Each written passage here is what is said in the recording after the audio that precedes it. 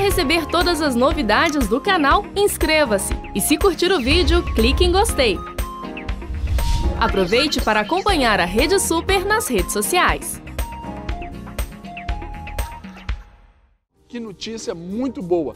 No fim de fevereiro, a Comissão de Educação e Cultura e Esporte aprovou em uma alteração na Lei de Diretrizes e Bases que vai ajudar o ensino de artes e na educação básica. Teatro, artes visuais e dança serão incluídos na grade curricular, onde hoje apenas o ensino de música é obrigatório. E é para falar mais sobre a importância desta inclusão que recebemos a coordenadora do curso de instrumentos infantis na Fábrica de Artes, Euridiana Silva Souza. Euridiana, que bom tê-la aqui no nosso programa. Seja bem-vindo. Gente, que notícia boa aí para a educação, para o desenvolvimento das nossas crianças. E eu gostaria que você, falasse um pouquinho sobre o que essa lei, como ela é e o que ela representa para a educação dos nossos pequenos. Bom dia, muito obrigada pela oportunidade de estar aqui. Falando sobre a lei, ela obriga esses conteúdos dentro da aula de artes. Infelizmente, a gente ainda não tem uma obrigatoriedade dessas aulas específicas. Então não serão como aulas especializadas? Não. Eles estarão incluídos só no conteúdo de artes. O que acontecia talvez na matéria ali, educação artística. No que seria a nossa educação artística, agora é obrigatório que se ensine as 4 modalidades de artes. Porque a lei, a LDB de 1996, então são 20 anos, ela só previa o ensino de artes, mas não dispunha obrigatoriedade de nenhum deles. E o professor acabava ensinando o que era mais prático para ele, o que era a praia dele, vamos dizer assim. Se ele era músico, ele ia voltar para a música. Se ele era artista plástico, se ele era um professor generalista, que são os professores formados em pedagogia ou nas licenciaturas de educação artística, ele passava pelo que era um pouco mais cômodo para ele. Em 2008, saiu a lei que dispunha a obrigatoriedade do ensino de música.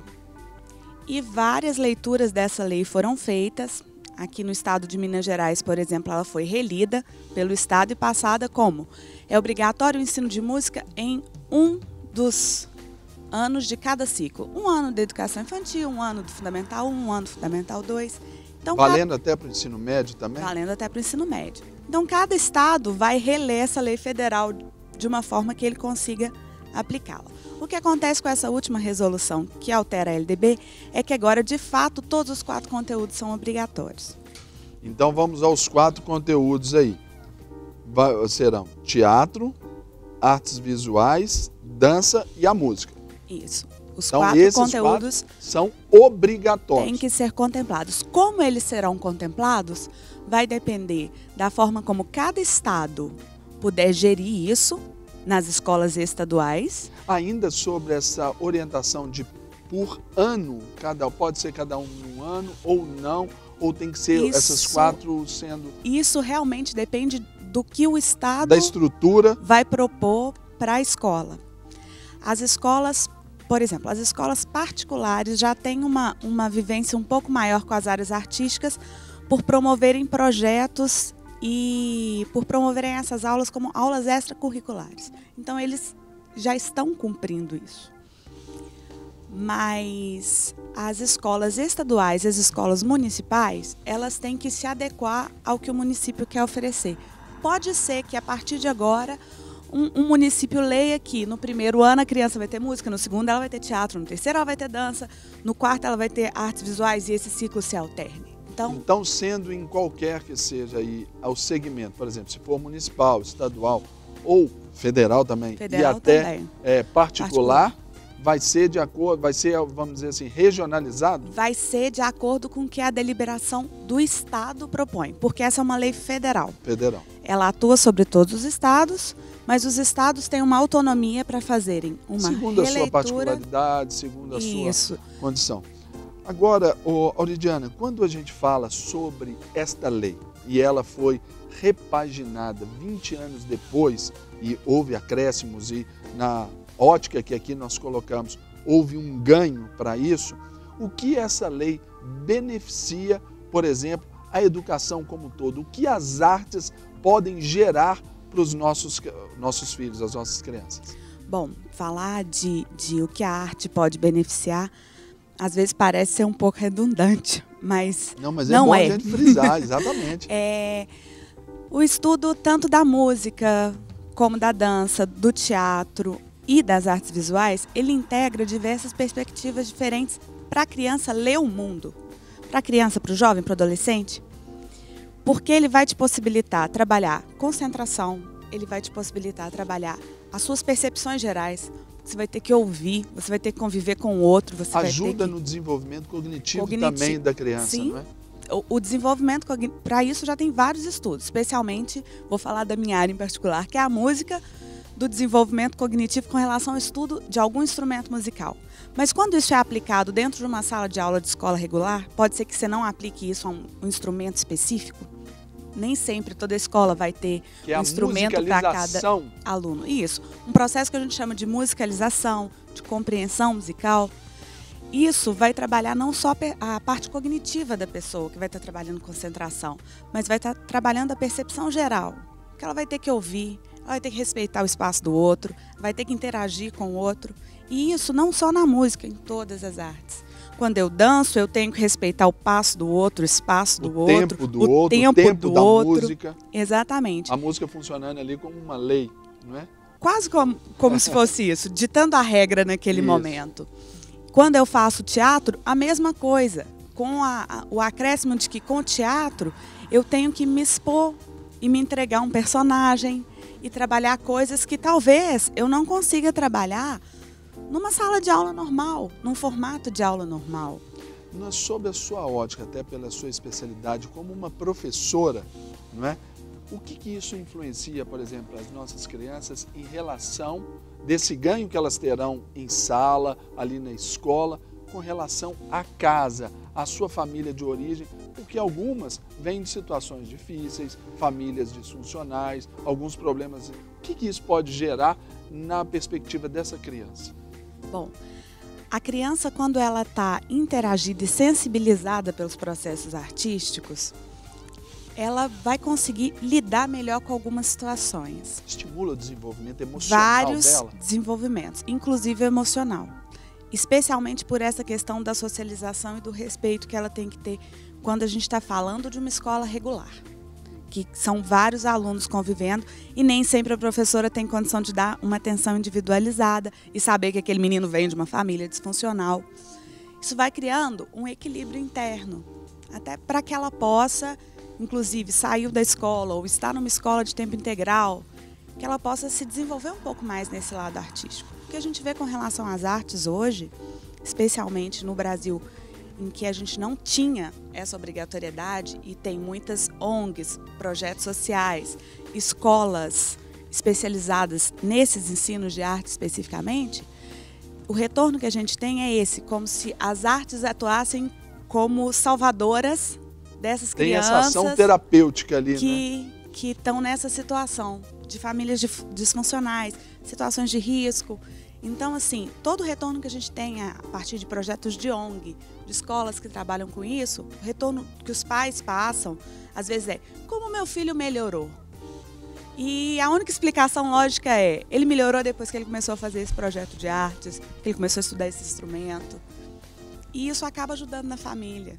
Às vezes a família estava ali sem saber, já disfuncional e sem saber o que fazer com o filho, e de repente o filho já não é uma preocupação tão grande, porque ele conseguiu uma melhora por outros caminhos. E essa lei também, ela pode ter, e a gente pode observar, como um cunho assim, de potencializar talentos, valores que por hora estão escondidos, né?